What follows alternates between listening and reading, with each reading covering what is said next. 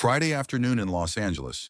The atmosphere at the Athena Tower launch event was as tense as a tightly stretched violin string.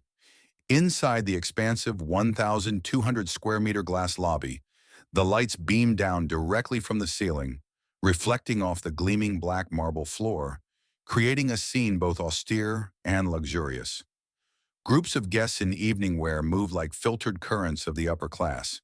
Cameras clicked incessantly. Champagne glistened. Tales of success were told in smug tones over soft jazz, as if everyone had just closed on 3 penthouses in Beverly Hills that morning. No one paid attention to the woman sitting alone near the main pillar, about 20 steps from the check-in area. She wore a gray wool coat, long, curly hair loosely tied at the back, slightly worn low-heeled shoes, and a frayed canvas bag resting neatly on her lap. A rolled-up blueprint peeked out from her hand. The paper yellowed and creased from many folds. She looked up at the ceiling, eyes weighing something in silence, then turned to glance at the reception desk, where 3 young staff members were welcoming guests with program smiles. In over 30 minutes, not one person asked if she needed assistance. One of the staff, after escorting a group of Japanese guests to the VIP section, turned back and whispered to her blonde colleague. Both burst into laughter. She's been sitting there forever. Maybe she thinks this is some kind of job fair. Looks like a washed-up designer, still clutching a blueprint, probably here begging for a job.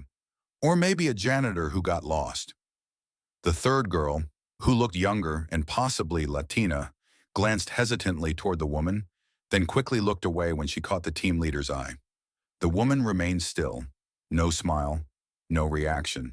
Her posture wasn't submissive, it was patient, like someone who knew exactly what was coming, but chose silence to observe.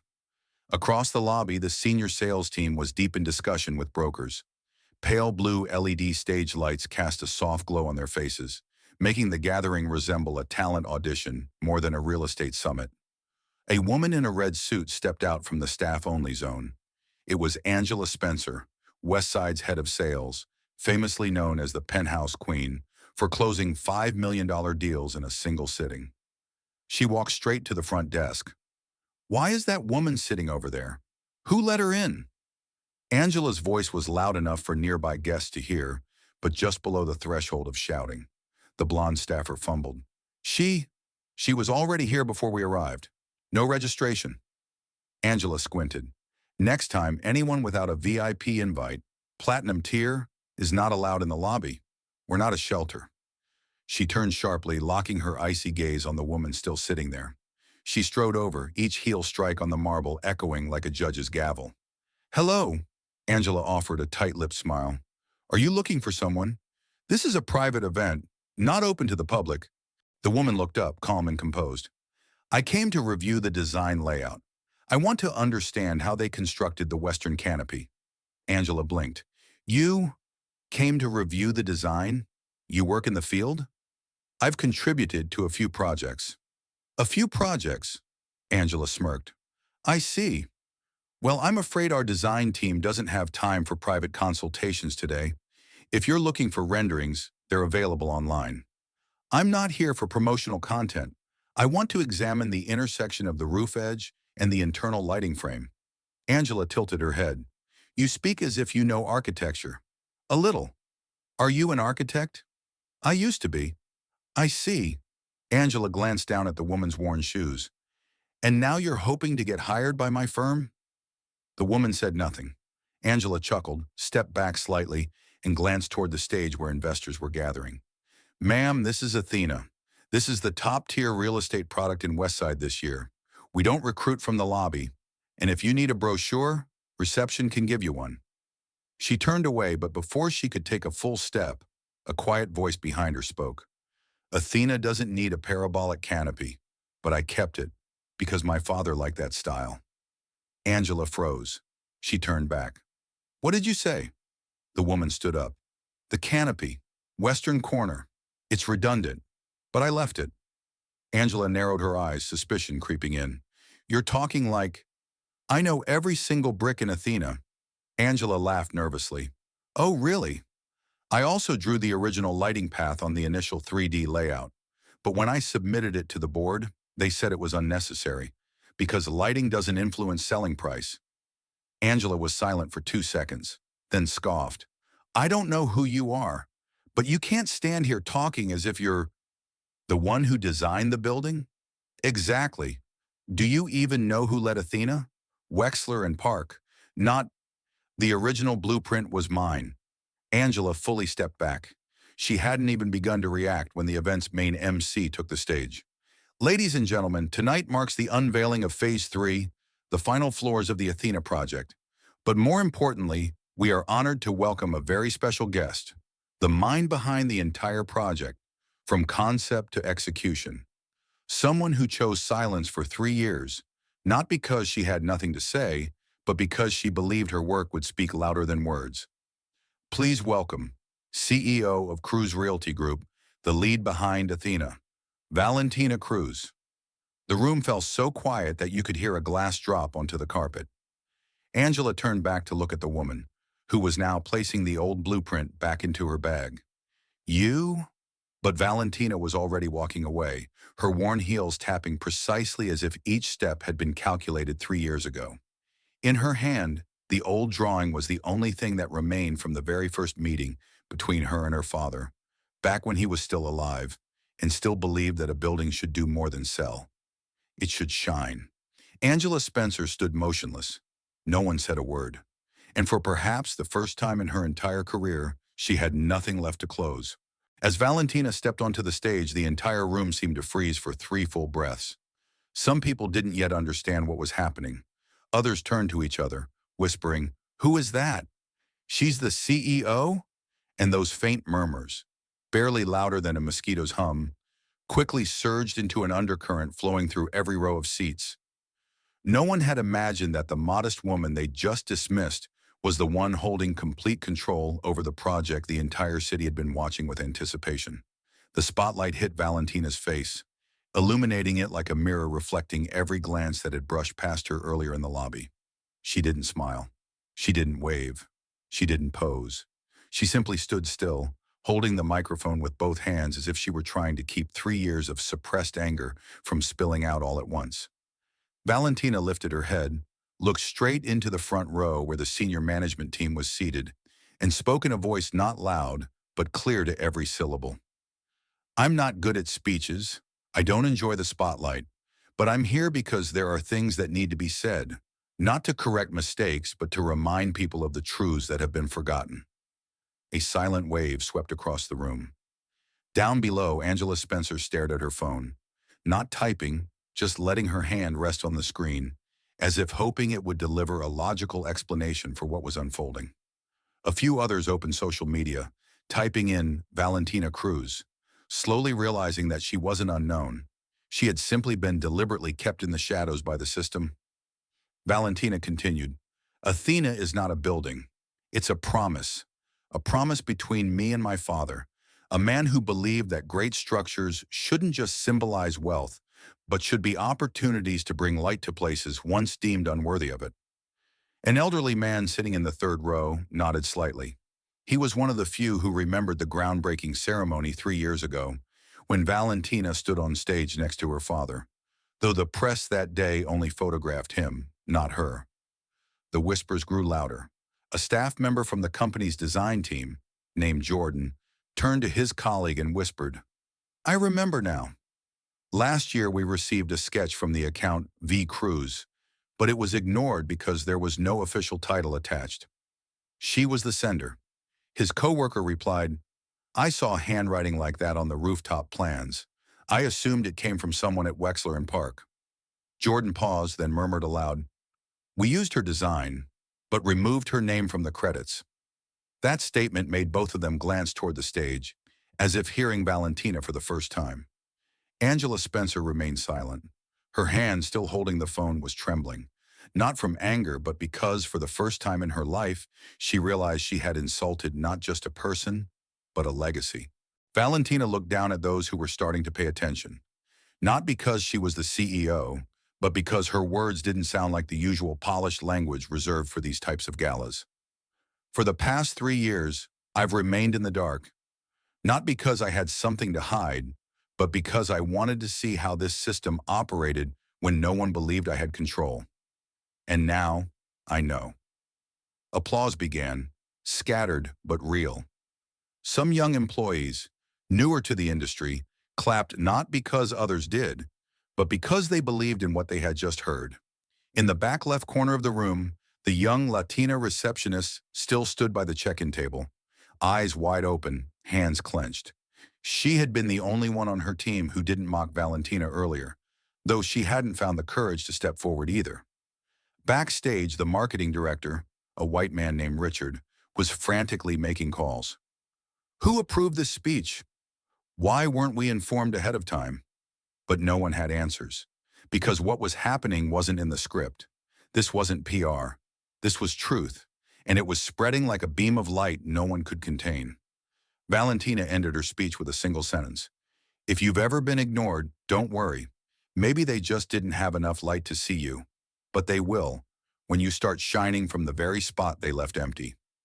She bowed, placed the microphone gently on the podium, and walked off stage, leaving behind a room in complete silence.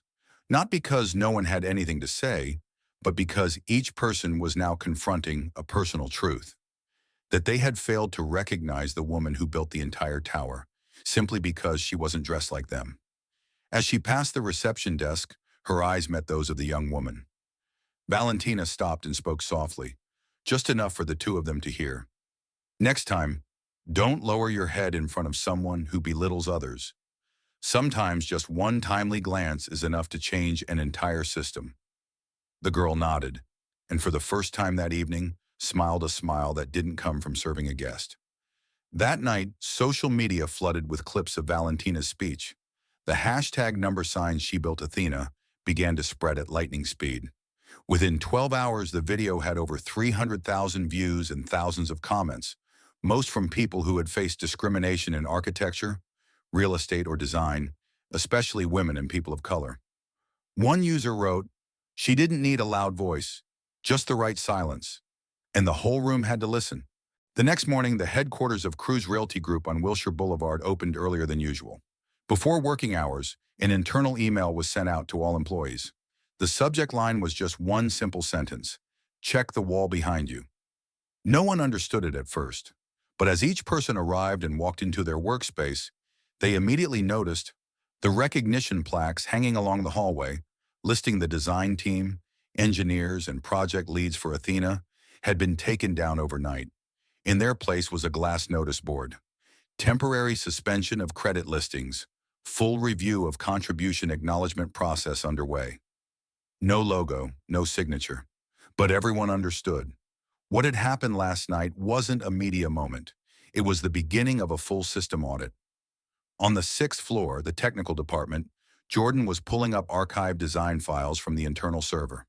He'd worked in the industry for 12 years, familiar with the practice of projects passing through many hands, each tweaking something, so everyone gets credit. But this time, when he opened the original 3D file, he found something even he hadn't expected.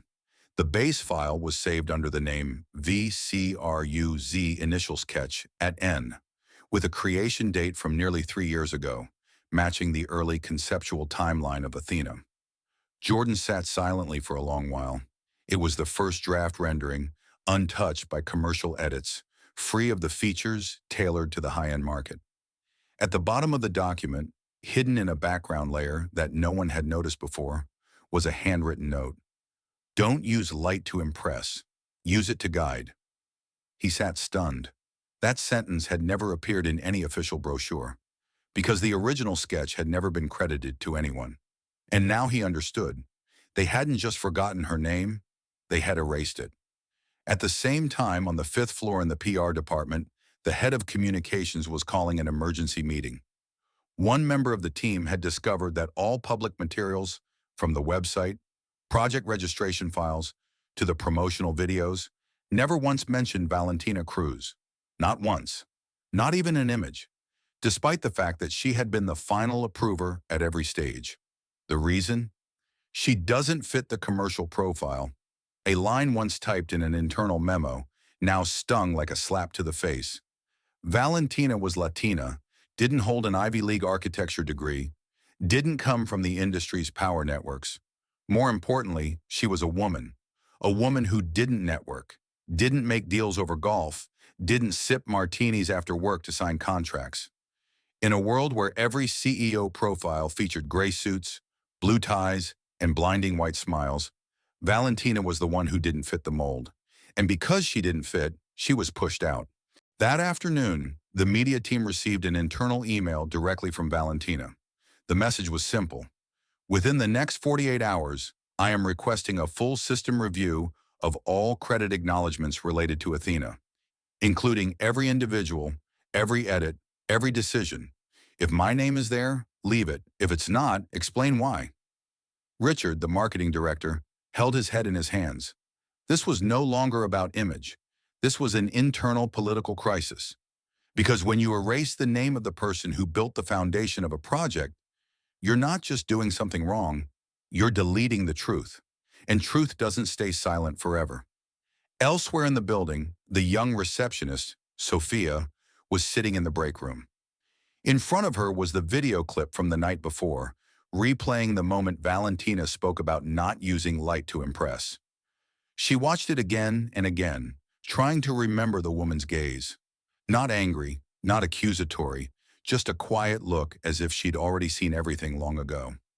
Then Sophia picked up her phone, opened her personal Instagram, and typed, "Last night I looked at someone and thought she didn't belong.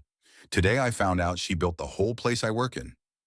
The post was quickly shared, and hundreds of people in the industry began commenting with similar experiences, being uncredited, being dismissed, being cut out of the light they had helped create.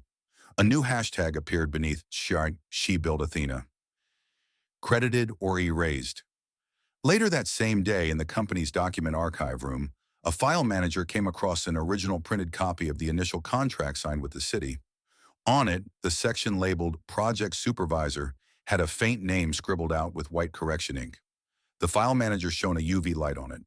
Beneath the whiteout was a single line, Valentina Cruz. Sophia had always thought of herself as just a small piece in a much bigger picture. A young woman with long brown hair from Boyle Heights, showing up 5 days a week to work the front desk at Cruz Realty, where every plaque on the wall bore names she had never met, and every smile on her face had to be maintained at just the right angle, tone, and timing. Every morning she straightened her uniform, tied her hair neatly, and repeated the same 3 lines over and over. "Good morning. How can I assist you today? Do you have an appointment? Please wait in the seating area to your right." She had never believed she could change anything, until that night, when the woman everyone ignored stepped onto the stage and made the whole system bow its head. Sophia didn't just feel shocked, she felt ashamed, because in that moment she realized she had seen it. She had known, if only for a fleeting second, that Valentina wasn't like the others. But she had done nothing. She had looked away, afraid of being scolded like her coworkers. And it was that choice that cost her sleep. The next morning, Sophia arrived at the office an hour early. No one had asked her to, but she needed to. She needed to look through the photos on her phone, the ones she used to take with pride, proud that she worked at such a fancy place. But now each picture felt like evidence of her own silence. She reopened the speech video, rewound again and again the moment Valentina said, "Maybe they didn't have enough light to see you." Sophia broke down in tears, not for Valentina, for herself. She saw herself in that gaze. A girl who once walked into that building dreaming of working in design but gave it up, thinking she wasn't good enough. A girl who used to sketch design ideas on coffee shop napkins but hid them away, afraid of being told it was poor people's art. And now she understood. She wasn't not good enough. She just hadn't been brave enough.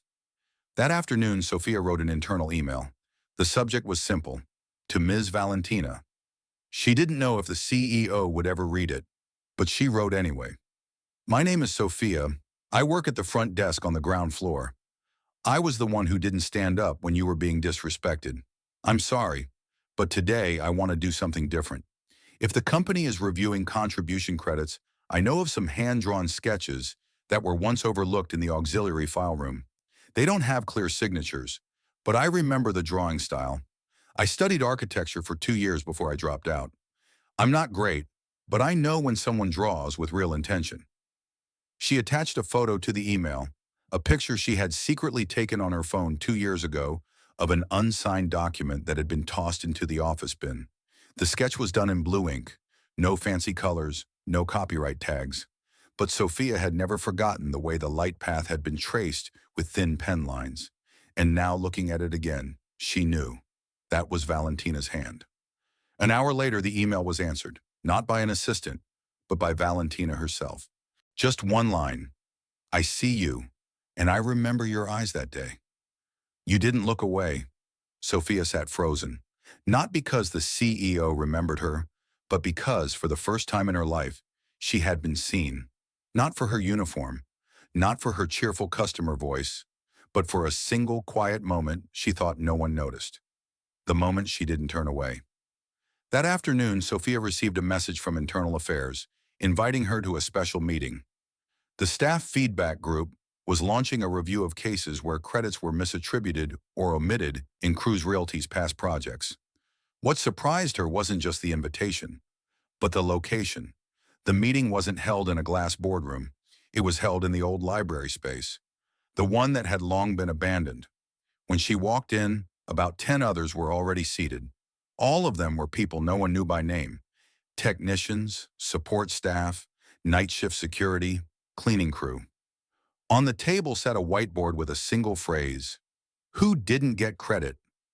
Valentina wasn't in the lead chair. She stood at the far end of the table, like a guest. And this time, she didn't speak. She listened. The first to speak was an older black maintenance worker. In 2021, I reported that the lighting system on the 45th floor was off-axis. It could blind the residents across the street, but the lead architect told me I didn't know what I was talking about. Next, a Filipino IT staff member added, "I discovered a bug in the rendering software. I sent 3 emails. No one responded. They ended up using the faulty file anyway." Then a young woman of Iranian descent spoke hesitantly. "I wrote the line Athena, light above the noise, but it was registered under our creative director's name." Valentina didn't react. She just nodded, once to each person, then turned to Sophia. "Do you have something you'd like to share?" Sophia stood, slightly trembling, but she spoke. "I don't have anything to claim, but I know I was wrong to stay silent, and if I had a second chance today, I'd choose not to look away again." Valentina smiled. "Then starting tomorrow, you'll be the steward of the silent acknowledgement wall. This wall will be installed in the main lobby. It won't list bosses. It won't list titles. Only the names of those who were forgotten." Sophia stood in disbelief. She couldn't believe it. But Valentina simply placed a hand on her shoulder and said, "You saw me. Now help me see the others." And Sophia understood, for the first time in her life, that she could change the system, even from the lowest position, as long as she dared to stand, from exactly where she stood. That night, while many at Cruise Realty were still gossiping about the CEO's new initiative, Sophia sat alone at the front desk, opened her laptop, and began to redraw the light layout from memory. She didn't know if it was good, but she knew. Light doesn't need to be perfect. It just needs to shine on the right person. Valentina said nothing for 3 days after the meeting in the old library. No emails, no press releases, no external responses. But inside Cruise Realty, the silent doors began to tremble on their hinges. On Tuesday morning, the internal marketing team was summoned urgently to the 12th floor conference room. The department head, Richard, paced the floor with a thick stack of brochures in hand. The Athena promotional print from last month, with a red circle drawn around one prominent line: "Conceived by brilliance, built by legacy." He held it up in the middle of the room. "Who approved this line? Who signed off that our official message would be built by brilliance and a proud legacy?" A woman from brand management spoke softly. "I think it was the copywriting team, but it was approved by Mr. Miles." The room fell silent at that name. Miles, the former creative director, who had just retired earlier this year, was the mind behind Athena's entire branding campaign. And he was also the one who ordered all traces of Valentina removed from the original drafts.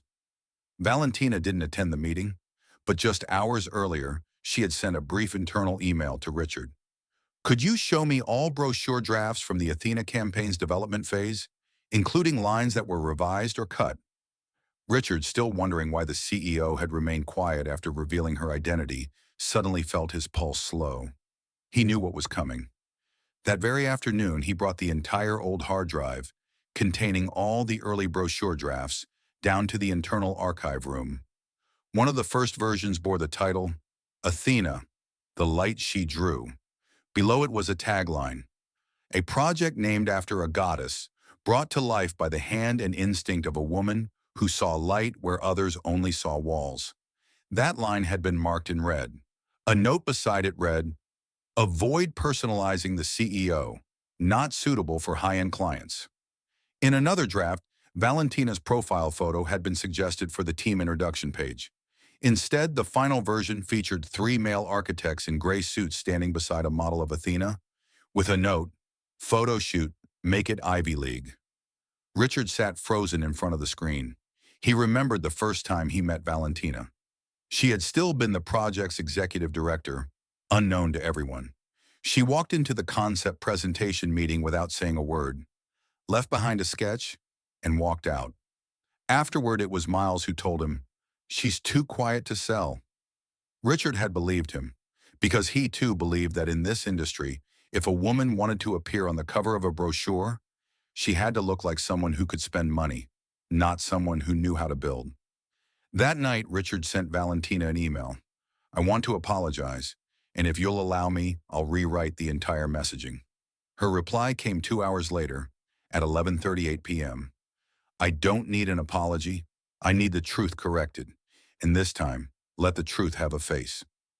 The next morning, every internal screen at Cruise Realty went black, displaying one white line. The Athena campaign will be rewritten from the beginning. No other information was shared, but word spread fast among the employees. The CEO was wiping out all previous branding. Many pushed back, especially the sales team, who had already printed large volumes of materials and distributed them to VIP clients. Some sent anonymous emails. We can't just change the brand image over one emotional outburst. Another wrote, if we spotlight a Latina woman, Asian investors won't respond well. But this time, Valentina didn't stay silent.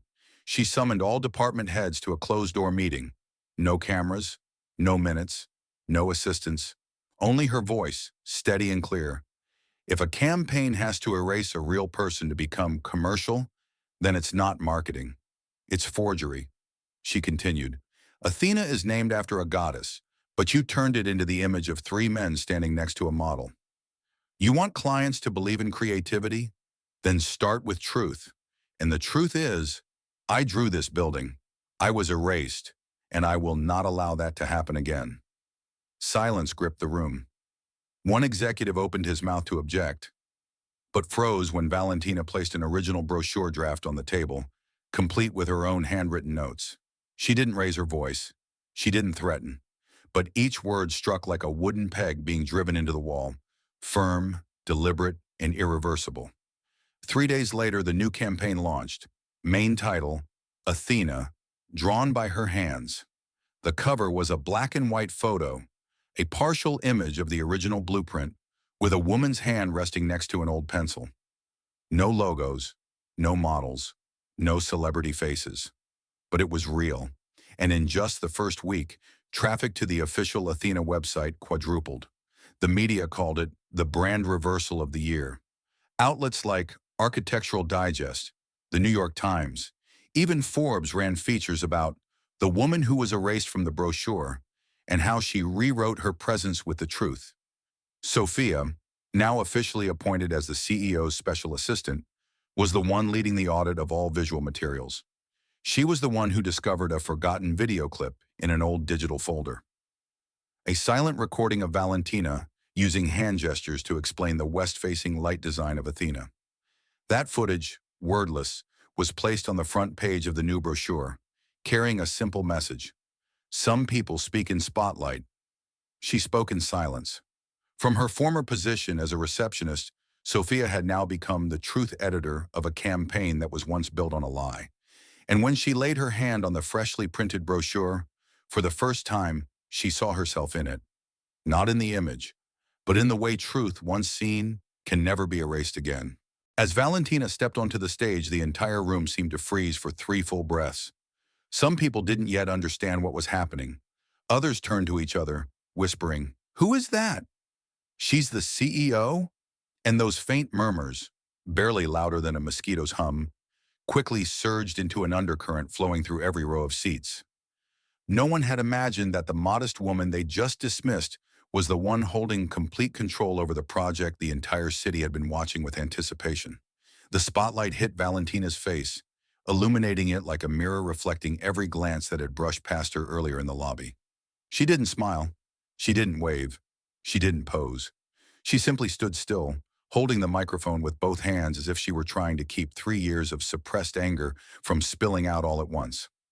Valentina lifted her head, looked straight into the front row where the senior management team was seated, and spoke in a voice not loud, but clear to every syllable.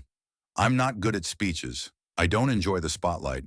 But I'm here because there are things that need to be said, not to correct mistakes, but to remind people of the truths that have been forgotten." A silent wave swept across the room. Down below, Angela Spencer stared at her phone, not typing, just letting her hand rest on the screen, as if hoping it would deliver a logical explanation for what was unfolding. A few others opened social media, typing in Valentina Cruz, slowly realizing that she wasn't unknown. She had simply been deliberately kept in the shadows by the system. Valentina continued, "Athena is not a building.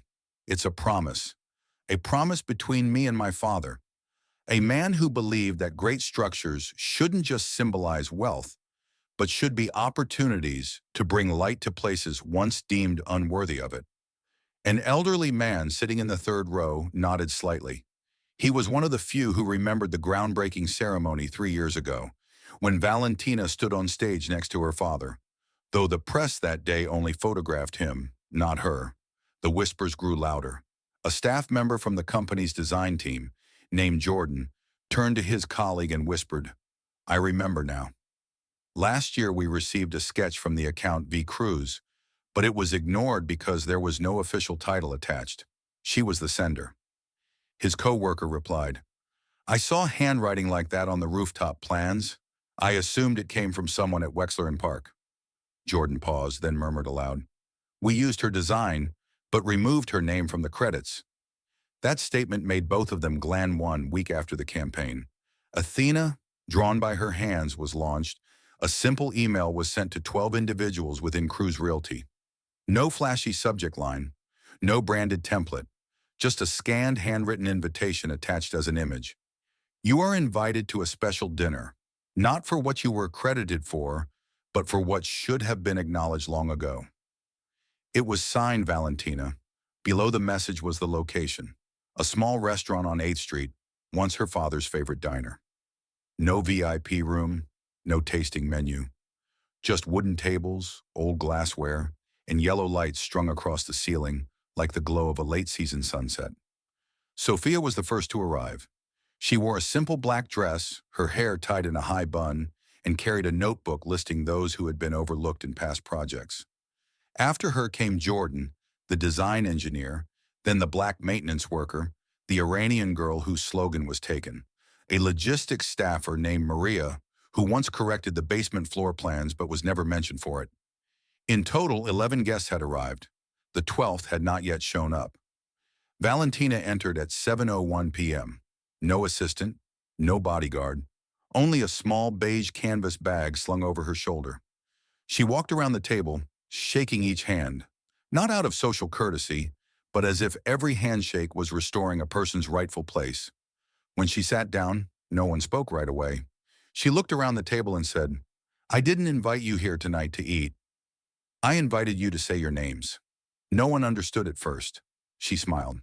"We've lived in a system where names are a privilege. Who gets named and who gets ignored isn't about who did more or less. It's about who is allowed to be seen.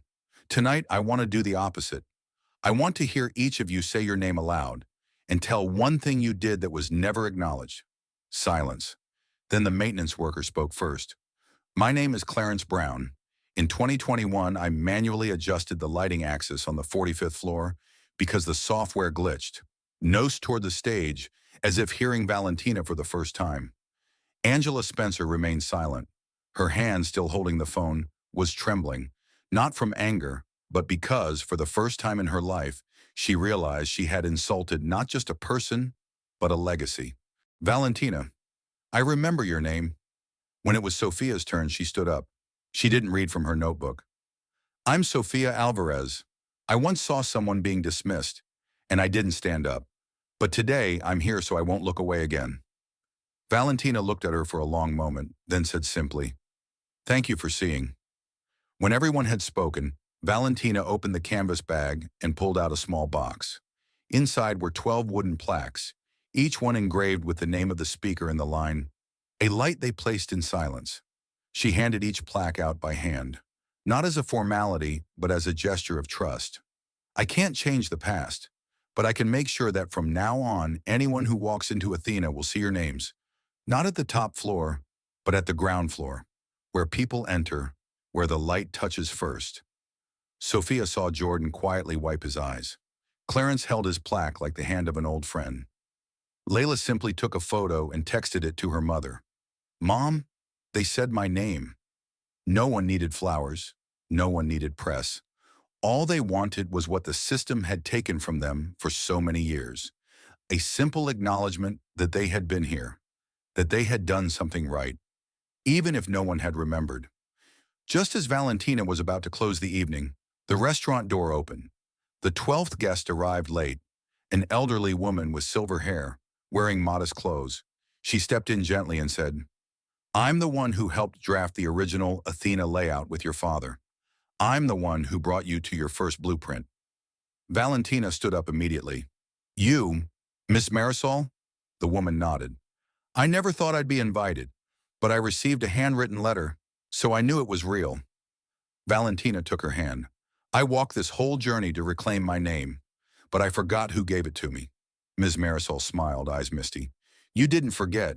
You just arrived at the right moment to remember. That evening, Valentina posted nothing online. No articles, no media interviews, but 12 photographs taken by Sophia on film were printed and hung in the main conference room. No CEO name, just a small line under each frame. They were here. They made this. And that's how a dinner with no spotlight, but filled with the names once hidden, made it impossible for the system to look away ever again.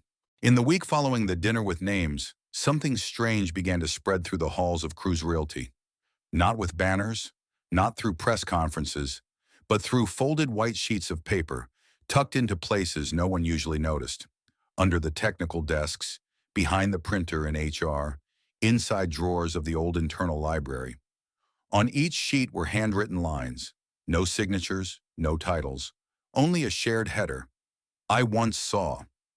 Valentina discovered this one Thursday morning when she stepped into the elevator on the 11th floor and saw a small note taped to the mirror, the handwriting slightly slanted. I once saw an employee get terminated for pointing out an error in the construction plan. I didn't say anything. I was afraid of being called disruptive. Now I wish I had spoken up. She read it, took it down, folded it, and slipped it into her pocket, without saying a word. But when she arrived at her office, another note was taped to the glass door. I once saw 3 female engineers removed from a design meeting because they didn't match the strong tone. I stayed silent, but I remember their faces. It continued like that for a week. Every day a few new confessions appeared, not as accusations, not demanding justice, but quiet awakenings. As if the system itself was finally opening its mouth, one clenched tooth at a time, after years of silence. No one orchestrated it. There was no task force, but everyone knew something was happening. Sophia began collecting the notes, storing them in a small wooden box under her desk. She didn't submit them to the CEO. She didn't send them to PR. She just read them, folded them, and added them to a list titled, The Ones Who Once Saw. A list that required no names, only late courage. One day, Valentina passed by Sophia's desk and softly asked, May I see the box? Sophia handed it to her without a word. Valentina sat in the empty chair beside her, unfolding each note and reading them one by one. She didn't speak for nearly 20 minutes. When she finished, she closed the lid, looked at Sophia, and asked, If we created a space for them to speak, do you think they would? Sophia hesitated. I think, They're waiting for someone to give them permission. Valentina nodded. Then we'll give it. 3 days later, a simple message appeared on the internal company network. White text on a gray background. Open room, a space for the ones who stood silently. No recording, no filming, no name tags. Below that was the location. The auxiliary conference room on the third floor, once used only for HR trainings. The room would remain open for 3 days, from 10 a.m. to 4 p.m. Anyone could enter. Anyone could leave. No one was required to leave anything behind. But in the center of the room stood a single tabletop wireless microphone connected to the ceiling speaker system, broadcasting only within that room. One person spoke. 10 others listened. No one saw anyone. No audio was recorded. On the first day, no one spoke. A single technician came in, sat silently for 30 minutes, and left. On the second day, 2 people spoke. One recalled seeing a name replaced by a supervisor's in a project credit list.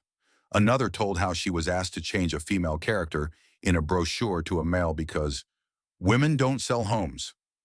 By the third day, the sound system echoed from 10 a.m. to nearly 6 p.m., nonstop. An elderly woman's trembling voice. I once saw Valentina removed from the project coordination board, even though she wrote the original execution memo. A middle-aged man's voice. I'm a department manager. I was once asked to keep Athena's image from being feminized. I did it, and I regret it. A young person. I stayed silent when I heard my friend called too brown to meet foreign clients. I'm a person of color, but I still stayed silent because I was afraid I'd be cut too. Valentina came on the final day. She didn't speak. She sat quietly in the back row, unrecognized. She listened to the voices of people who had never appeared on any official credit lists, and she didn't cry. But when she left the room, in her hand was the last note taped to the door. I used to think silence was survival. Now I know it's how you lose yourself. That day, she returned to her office and made a decision. All credit records for past Cruise Realty projects would be reopened.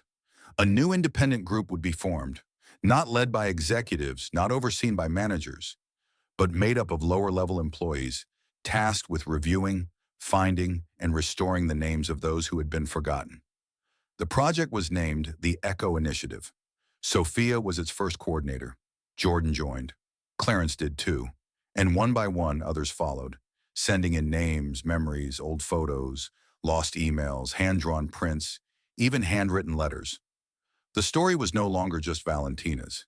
It had grown beyond her.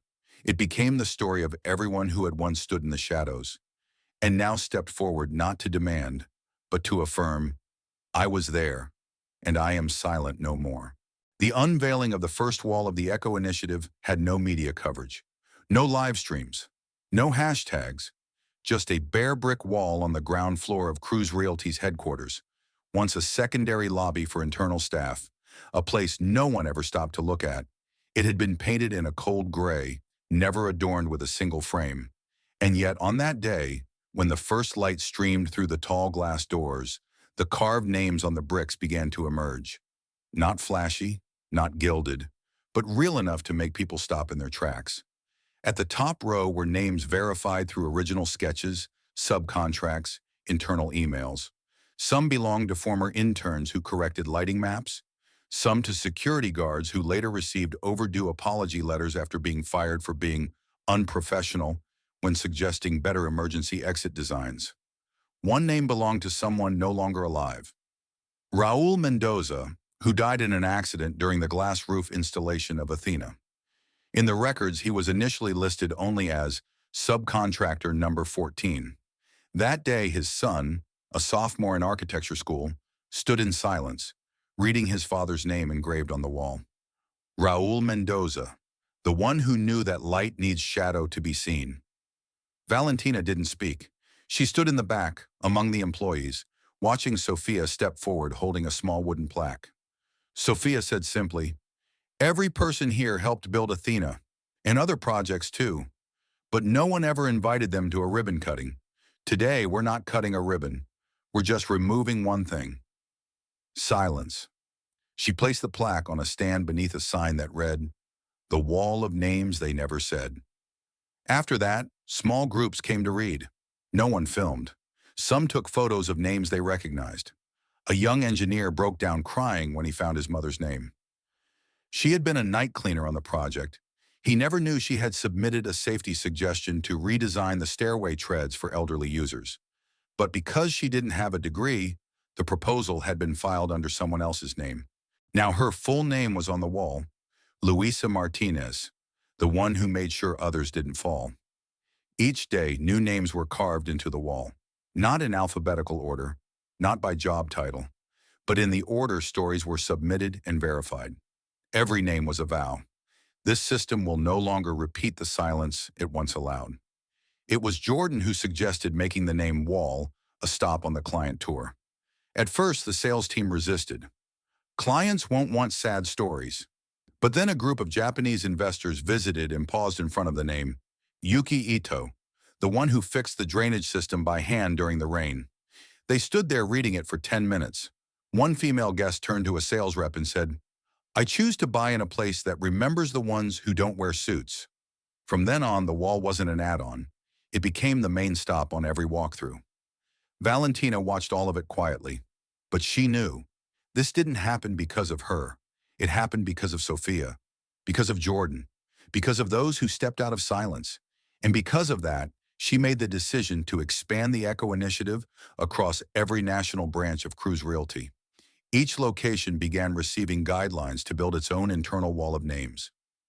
No obligations, no marketing, just a moral commitment. If someone was forgotten, let their name return, exactly where they once stood in the shadows. One of the first branches to respond was a small office in Albuquerque. There, an employee found a handwritten letter from a Navajo woman who once supplied local timber. In the letter she wrote, "I don't need anyone's thanks, but if someone ever wonders why the stairs on the 12th floor don't slip in the cold, it's because I soaked the wood in pine oil before delivery." That same week, her name was carved at the branch office, Miriam Red Feather, the one who soaked the wood in silence. Later, when Sophia was invited to the San Francisco office to share the journey of the Echo Initiative, she stood in a packed conference room and said one sentence that made the entire room fall silent. "This system used to run on the logic of big names, but we've learned something. Those who weren't named were holding up the truest part of the building all along." On an early winter morning, as the thin mist still clung to the west-facing glass of Cruise Realty's headquarters, a small truck pulled up in front of the ground floor entrance. No announcements had been made. No one knew what was coming. But when the white cloth was lifted and the scent of freshly carved wood still lingered in the air, people began to stop and fall silent. In the center courtyard, once an outdoor cafe space, now cleared of plastic chairs and oversized umbrellas, a soft white stone sculpture stood. It wasn't a CEO in a power pose, not an architect holding a blueprint, not a businessman flashing a gold watch. It was a woman leaning forward to lay a brick into the ground, her hair tied back, her shirt plain, her hands still marked with scrapes. There was nothing to indicate who she was. No plaque, no name, no installation date, no honors listed. Just a silent stone base and sunlight catching on the random etchings, making it feel as if her hands were still in motion, placing each brick one by one. The first to stop was Clarence. He said nothing. He simply removed his safety helmet, placed it over his chest, and stood still. Then came Sophia, placing her hand gently on the statue's foot, her eyes wide as if every curve recalled everything she had once done, and everything she had once failed to do. When Valentina arrived, she didn't step forward. She stood at the back among the crowd. Among those who had no idea that she was the one who had personally chosen the sculpture design, adapted it from an old model her late mother had drawn, and given strict instructions. No name is to be engraved. After a moment, someone asked, "Who is being honored?" No one answered. Then a quiet voice replied, "It was Layla, the Iranian woman who had her slogan taken away. Maybe all the people who never had a nameplate." Silence rippled outward like waves, and in that silence the statue spoke louder than words. Not because it said anything, but because it didn't need to. That evening, the media began to notice. Some articles called it the first unnamed labor woman statue at an American real estate headquarters. Others objected, why isn't anyone credited? Why not name the person who deserves it? A journalist from a major architecture magazine wrote, this feels like visual morality theater, using a nameless statue to obscure who should really be honored. But as that piece spread, the opposite happened. In the comments section, hundreds of employees from other companies wrote the same sentence. I once laid a brick, and no one asked them what their name was. Valentina read every line. She made no public response, no press release. Instead, she took a single action. She enacted a new company-wide policy. From now on, every Cruise Realty project, whether it's a skyscraper, a housing complex, or a shopping center, must reserve a space to recognize unnamed contributions. No job titles, no job descriptions, just a simple record of a timely action, witnessed and verified by another. The initiative was called the Unnamed List. 1 week later, at a new development site on the outskirts of Phoenix, a group of local workers discovered a small plaque placed at the edge of the lot. It simply read, "For those who laid the first brick and were never asked their name." Later, Sophia recounted that it was the first time she saw Valentina cry, not when she was honored, but when she watched someone else quietly place a hand on the statue and whisper, "Thank you for letting me be seen, even though I'm not the main character." And that was the moment Sophia understood. Justice doesn't always need banners, brass plaques, or beating drums. Sometimes it just needs a statue without a name, to remind us that every name once mattered, even if no one remembered. At the start of January, the Cruise Realty headquarters in Los Angeles remained architecturally unchanged. The mirrored facade still reflected the gray sky, the light gray steps still led into the same sleek lobby, and the ceiling lights still cast the same steady white glow on the marble floors. But something, though unspoken, had shifted entirely. And that shift lived right on the ground floor, where the wall of names, built nearly 2 months earlier, had quietly become the building's acknowledged center of stillness. The wall stood still. No gloss, no frame, no weatherproof coating, no spotlight, and yet it could not be ignored. Because for 8 weeks, every single brick, every engraved name on its rough surface, had become the place employees stopped first each morning and the final place visitors turned to before leaving. It was more than a recognition board. It was a litmus test to see if you paused for an unnamed truth or rushed past like before. Valentina no longer needed to appear daily. She had gradually stepped back from regular meetings, not out of fatigue, but because the system had begun to speak for itself. Sophia no longer worked reception. She was now the senior coordinator of the Echo Initiative, a national network tasked with uncovering, verifying, and restoring the contributions of people once overlooked in real estate projects. Her new office was on the 3rd floor, across from the engineering department, a quiet but powerful symbol of the link between silent labor and long-delayed recognition. On the second Monday of the new year, Valentina requested a company-wide meeting. No agenda, no attachments. People assumed it was a late-year summary or a new strategy rollout. But when they entered the 8th floor auditorium, all they saw was a black screen with a single white line. Who will write the next line on the wall? No one understood immediately. Then Valentina stepped on stage. No microphone, no spotlight, just a piece of white chalk in her hand, and said, "There's no speech today. I have nothing to say except one question. How many times have we stood in front of that wall, and what have we written in our hearts each time we walked away?" She then pulled a piece of paper from her coat pocket and read aloud a line Sophia had sent her the day before. "I have nothing to say, but I've learned not to look away." Valentina paused, then added, "If any of you have ever stayed silent in front of what was right, today is your chance to rewrite that choice." She walked off the stage. No one replaced her, no speaker, no moderator. 10 minutes of silence passed, and then someone stood up. It was Clarence. He walked to the front, said nothing, and wrote on the board, "I was a security guard. No one knew I fixed the emergency door lock on the 17th floor when it jammed."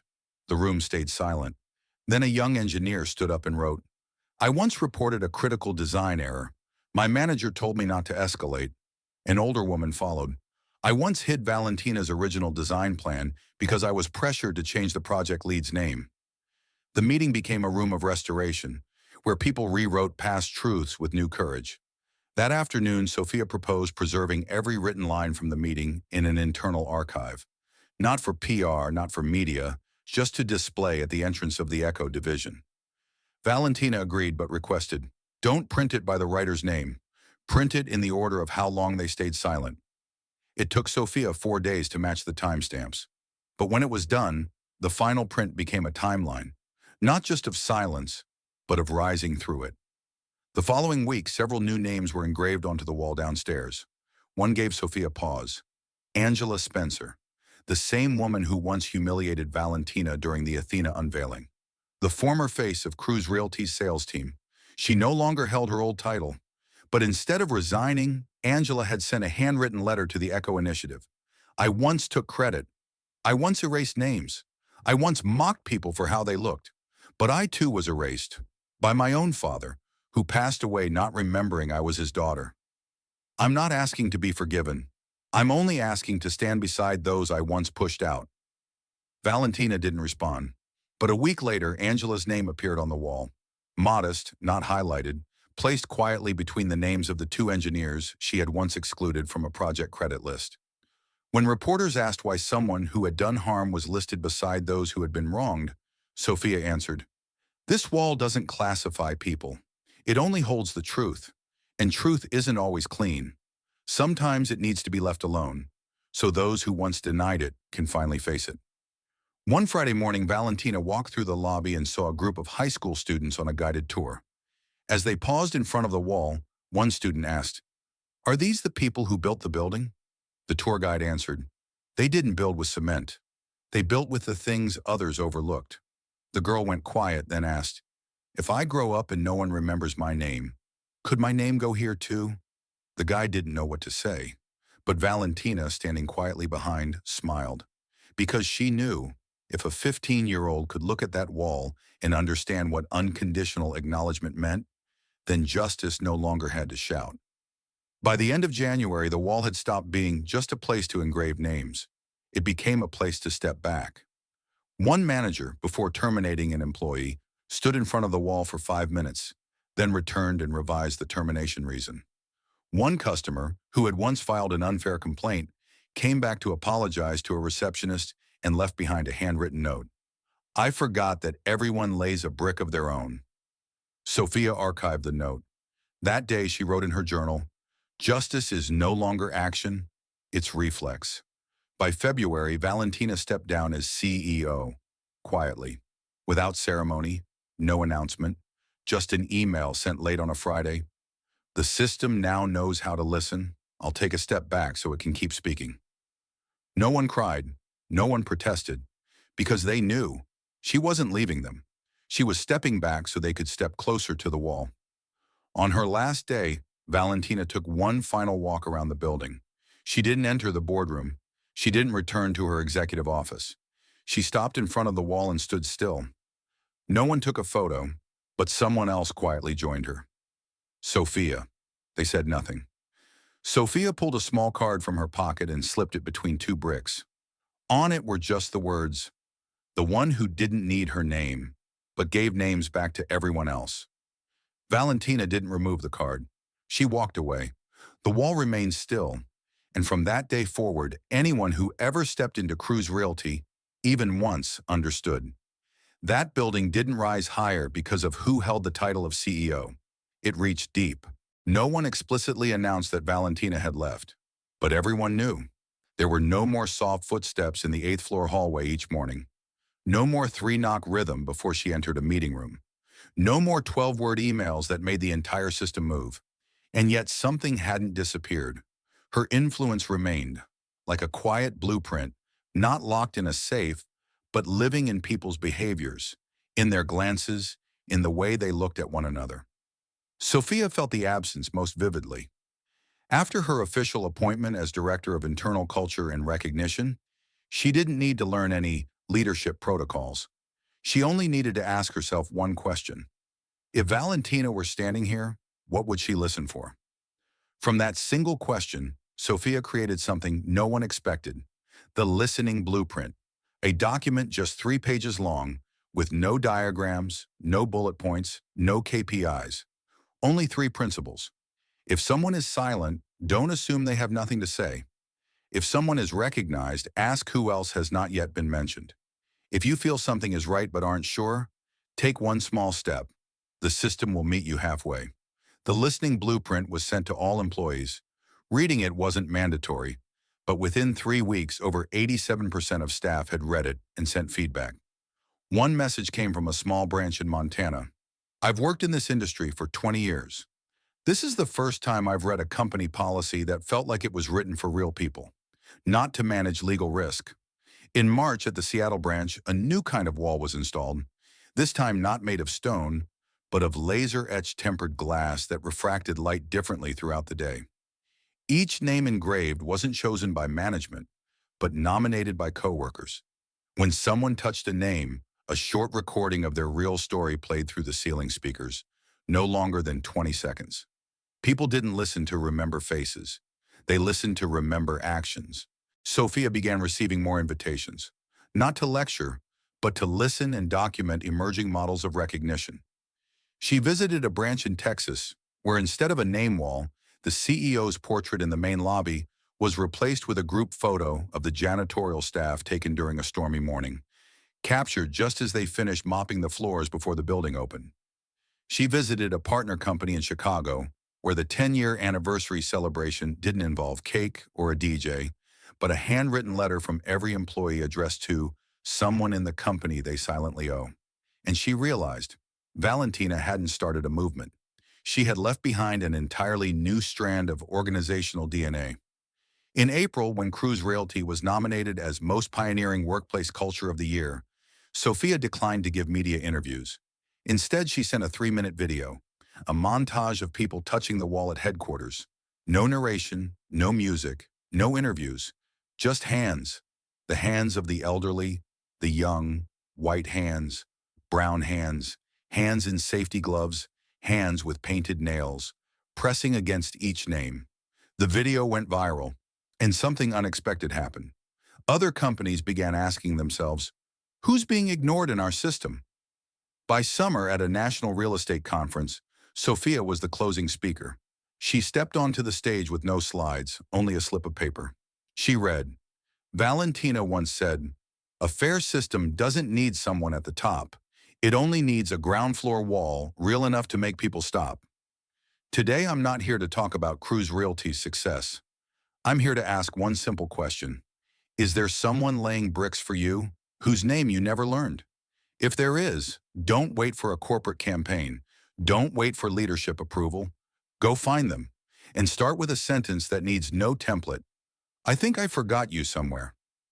The audience rose to their feet, not because it was an inspiring speech, but because they saw themselves in it.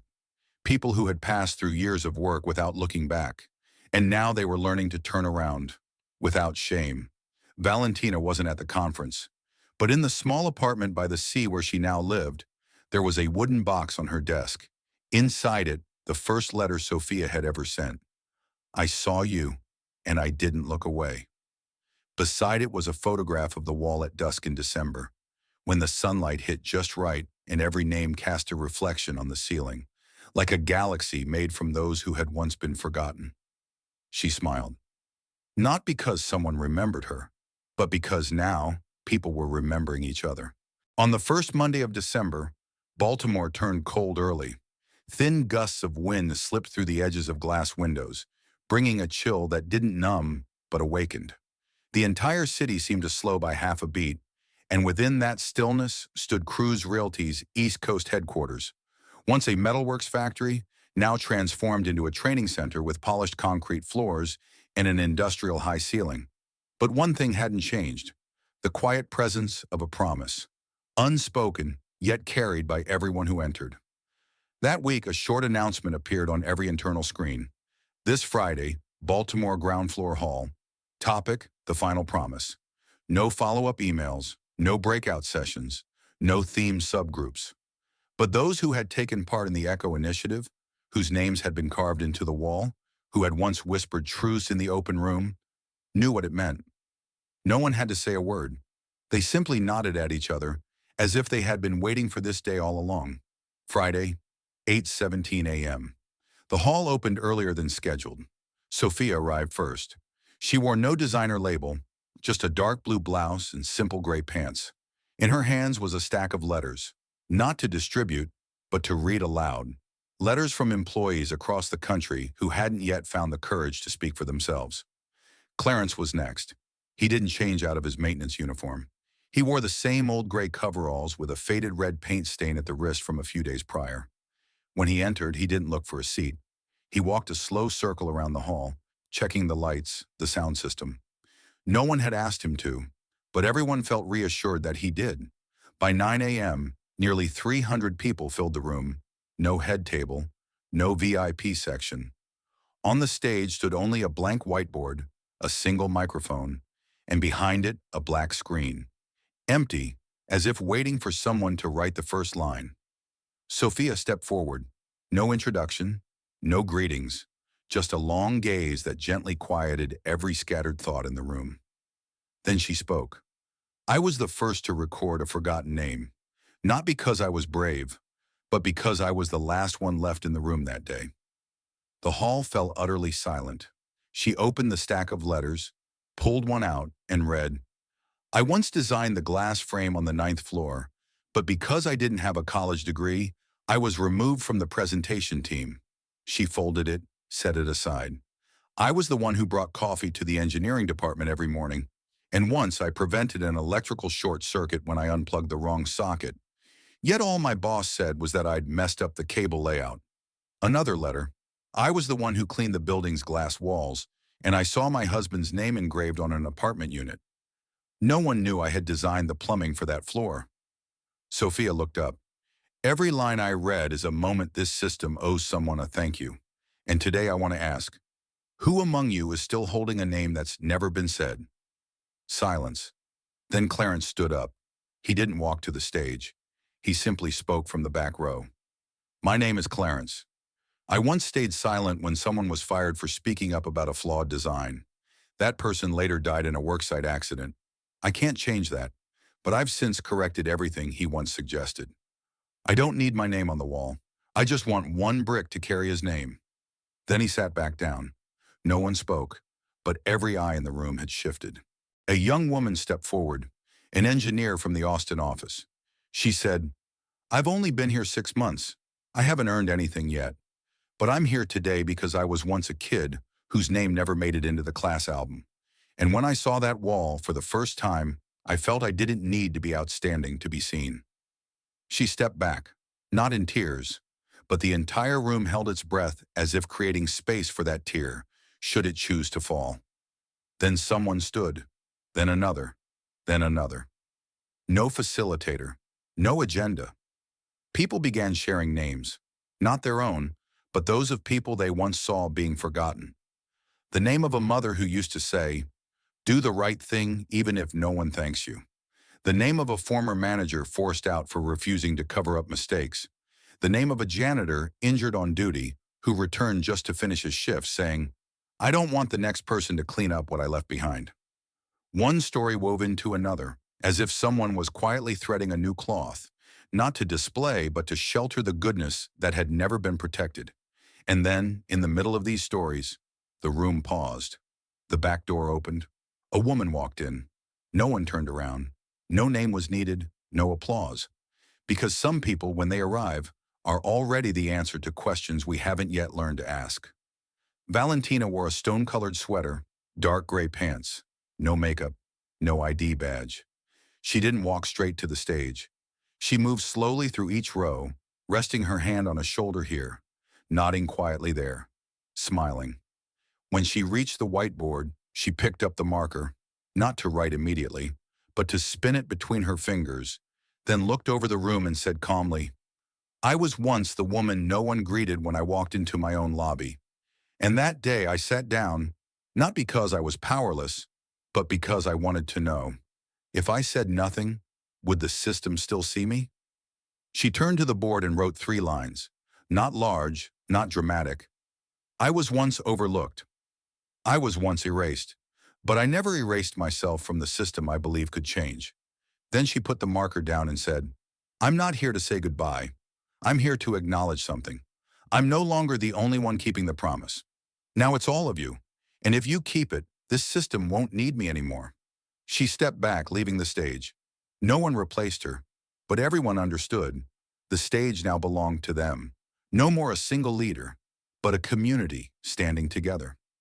That day, no video was recorded, no hashtags trended, but by evening, a new status appeared on the internal network, shared thousands of times. The final promise wasn't written in words. It was written in how we looked at each other afterward. Maybe somewhere in this video, you saw a piece of yourself. In the woman who was ignored, in the young girl who couldn't speak up, or in the quiet hands that helped build something no one remembered. And if your heart went still for a moment, you're not alone. Because millions out there have been forgotten by the very systems they helped create. But today you've seen this. Justice doesn't need a microphone. Kindness doesn't need a spotlight. And sometimes a wall that stands still can change the way we see each other. If there's someone in your life who was once left out, pushed aside, or unseen, don't hesitate. Write their name in the comments below. We'll read them. We'll remember. Because this wall doesn't end with the video. It begins here, with us. And if you want to continue this journey, where untold stories are finally given a voice, hit subscribe so you never miss a whisper from those who've waited far too long to be heard.